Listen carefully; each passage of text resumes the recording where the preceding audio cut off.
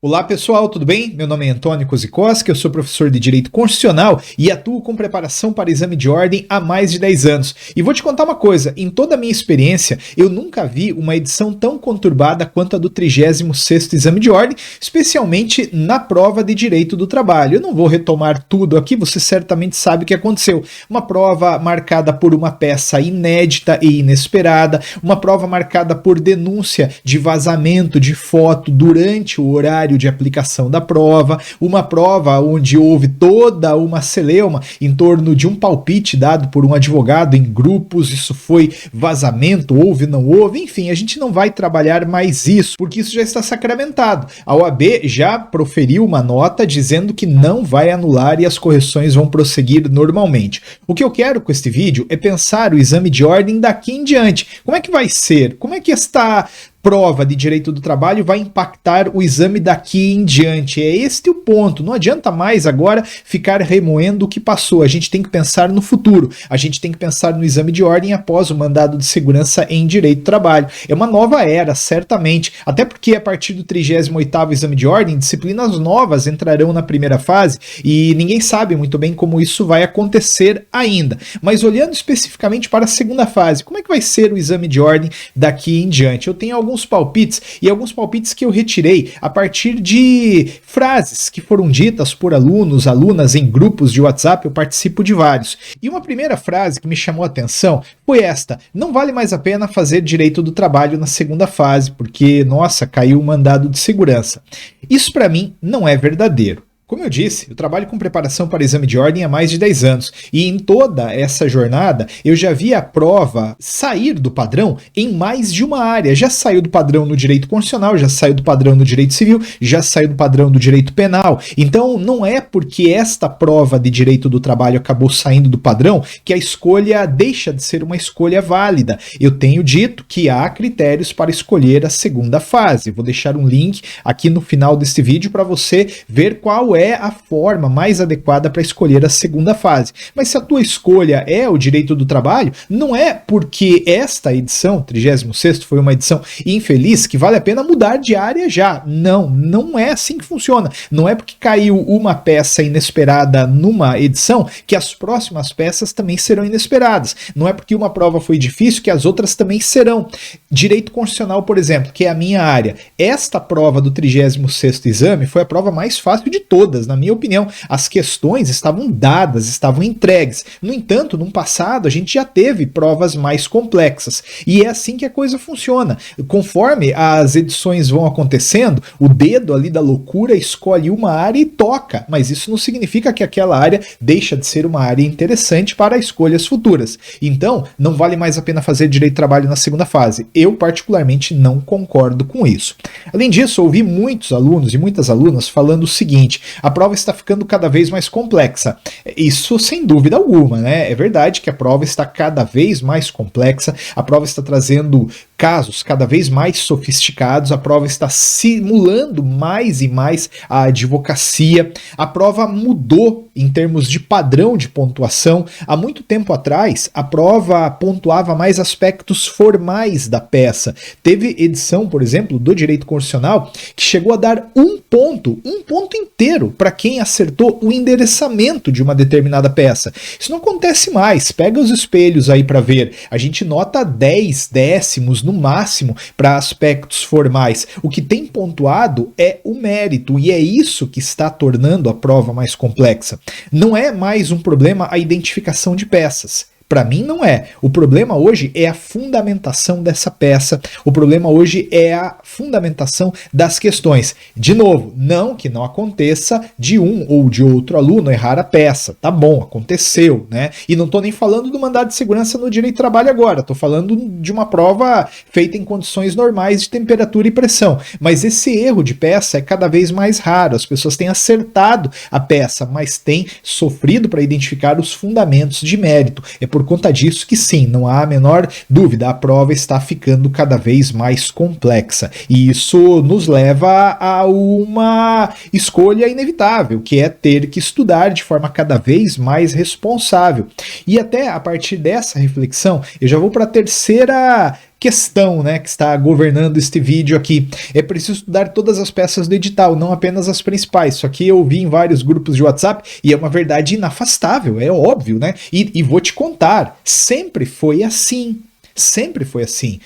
Essa inovação na prova de direito do trabalho não foi novidade, tá? Em outras edições, em outras áreas no passado, coisa parecida aconteceu. Eu até já posso pular para esta frase que também ouvi muito. A OAB começou a inovar na prova de direito do trabalho. Não é verdade. A OAB já fez outras inovações em outras áreas. Eu não fiz aqui um recorte muito extenso, mas você pode notar, por exemplo, que lá no 27º exame de ordem caiu contra razões de apelação em direito penal. Praticamente nenhum cursinho tinha explicado isso no Brasil. Eu sei que o curso jurídico em Curitiba explicou, mas muita gente foi pega de surpresa, porque, poxa vida, como assim? Contra razões em apelação numa prova de direito penal, um monte de gente não sabia como fazer. Foi uma inovação na área de direito penal.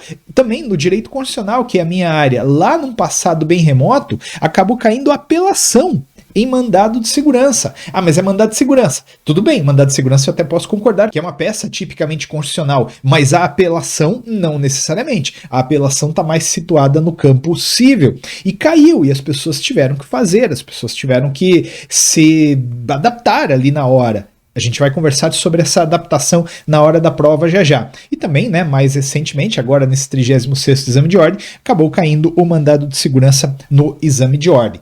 As pessoas falaram, não é justo a cobrança. Olha, eu não vou entrar no mérito do justo ou não justo, mas eu vou sustentar que sim, é lícito, estava previsto o mandado de segurança no edital e, portanto, era uma peça cabível. Ah, mas Antônio, havia outras opções de peças mais eminentemente trabalhistas. Eu posso concordar com isso. Eu não estou dizendo que foi uma escolha adequada da FGV, mas eu estou dizendo que não foi uma escolha ilícita. É isso, a gente tem que, infelizmente, colocar na conta e daqui para frente se preparar em termos absolutos, em termos completos. E vou te dizer, se você vai fazer, por exemplo, direito civil, pode dar uma olhada lá no edital. Está mencionado mandado de segurança, habeas corpus, habeas data, mandado de injunção e ação popular. São peças que podem cair em direito civil. E se você quer do direito constitucional, pode dar uma olhada também lá no edital. Está previsto resposta do réu, até mesmo reconvenção. De repente uma dessas peças cai no exame e a gente é pego de surpresa. Não dá para dar mole pro azar, não. A gente tem que estudar com mais afinco as principais peças. Mas principais peças não é sinônimo de únicas peças.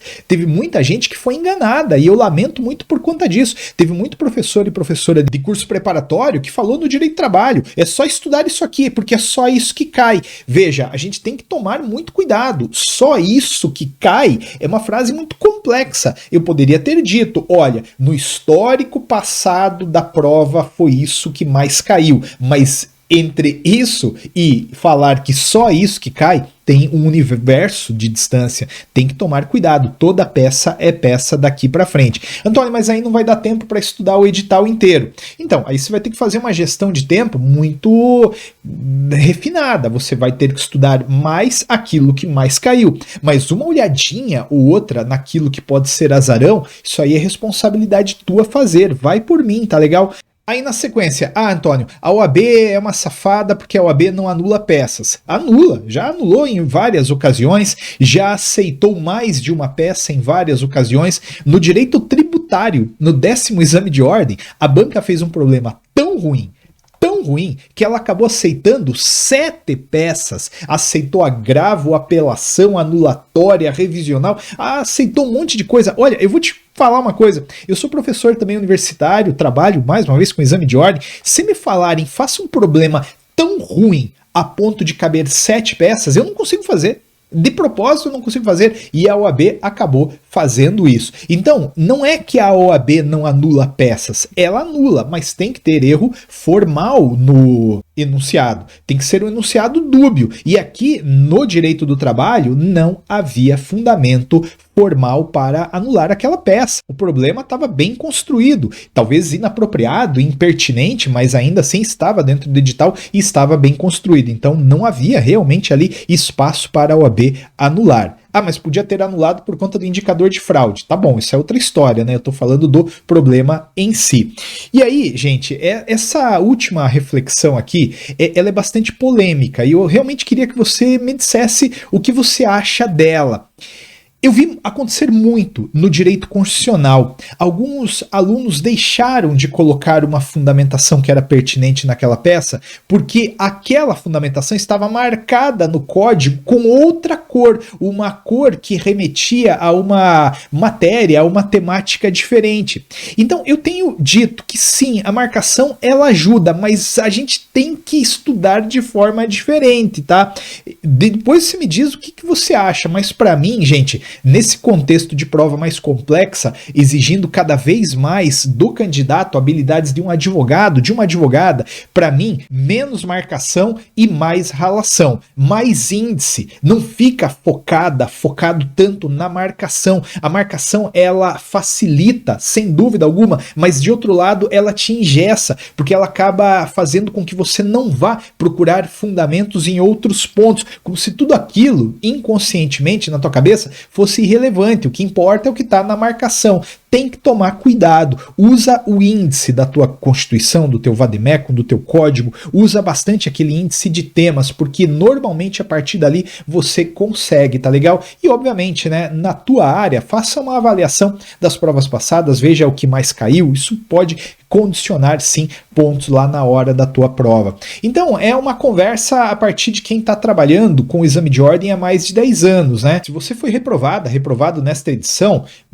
esquece, mira no futuro, estuda de maneira responsável, dá uma olhada em todas as peças. E não esquece de uma coisa, não é a prova que te define. Eu falo isso muito para os meus alunos. Quando as pessoas são aprovadas no exame de ordem, elas não amanhecem no dia seguinte como pessoas diferentes. Elas amanhecem exatamente como foram dormir na noite anterior. Então você já é advogada, você já é advogado, vai por mim. O que a gente precisa é passar por esta prova, que nem sempre é bem feita, mas vai por mim. Não é a prova que te define. Você já tem tudo o que é necessário para lá na sua carreira decolar e ser uma excelente advogada. Espero que você tenha gostado desse vídeo. Não desanima, segue adiante porque tudo vai dar certo. Deixe seu comentário aí, quero saber. É muito importante, tá? A tua opinião. Eu gravo os vídeos a partir especialmente dos feedbacks que os alunos e as alunas trazem aqui neste canal. Grande abraço, tudo de bom, nos vemos por aí.